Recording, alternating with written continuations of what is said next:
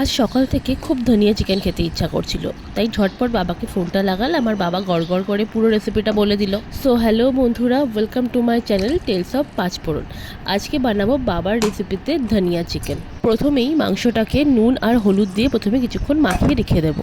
এরপর রসুন, কাঁচা লঙ্কা, আদা পেস্ট করে মাংসের সাথে আরেকবার ভালো করে মাখিয়ে ম্যারিনেট করে রেখে দেবো।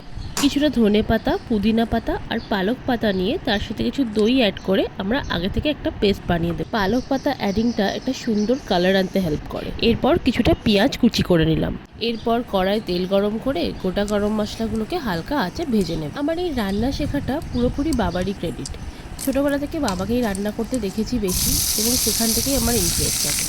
কথা বলতে বলতে আমি পেঁয়াজগুলোকেও দিয়েছিলাম। একটু লাল লাল ভাজা হয়ে গেলে মাংসগুলোকে অ্যাড করে দেব এবং মশলার সাথে ভালো মতো মিশিয়ে নেব, যাতে পুরো মাংসটাতে ভালো করে মশলা আর পেঁয়াজ ডিস্ট্রিবিউটেড থাকে। আর একটু ঢাকা দিয়ে দেব।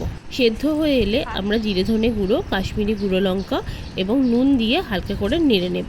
আপনারা একটু ঝাল করতে চাইলে নর্মাল গুঁড়ো লঙ্কা ইউজ করতে পারেন। এরপর আর কি আমরা পুরো যে পেস্টটা বানিয়েছিলাম সেটা পুরোটা ঢেলে দেবেন।